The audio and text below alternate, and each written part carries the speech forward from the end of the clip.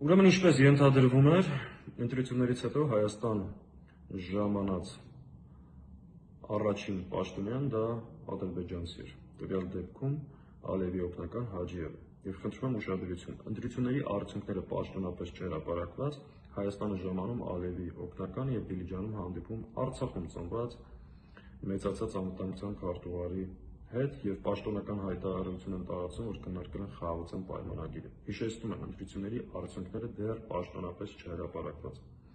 Եվ ամենևին պատահական չի, որ այս օրերին Տավուշում հեծանվեր քշում Նիկոլ Փաշինյան, հավանաբար պատահական մի ծառի տակ հանդիպած կլինի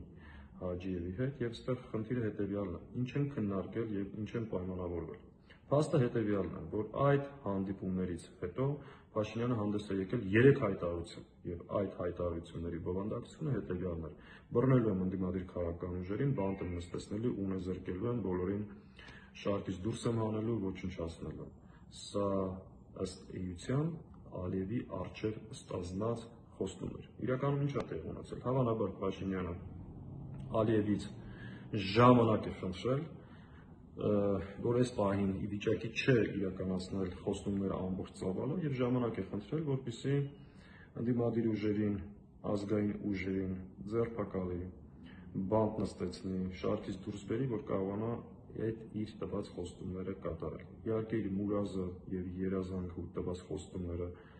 ինչպես ասում են, փորը կմնա, բայց իրավիճակը հետեւյալն է։ Ուստեղ էլ խնդրում եմ ուշադրություն ժողովուրդ ջան։ Այս հանդիպումներից հետո Նիկոլ Փաշինյանը հայտարարել է, որ երկրի թիվ 1 օրակարգը ընդդիմադիր քաղաքական միավորների ղեկավարներին ունեզրկել է։ Ուրեմն լսի Փաշինյան, երկրի թիվ 1 օրակարգը մեր երկրի անվտանգության հարցերն են։ Մեր երկրի տնտեսության խնդիրն է, որը դու կանգնեցրել ես կոլապսի առջև։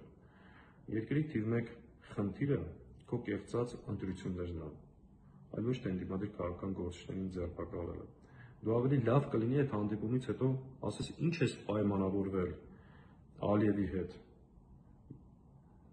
Արդյոք պատրաստվում ես նոր տարածքներ հանձնել։ Ինչ ապօրինություն ես անելու սահմանադրությունը փոխելու քո խոստումը կատարելու համար։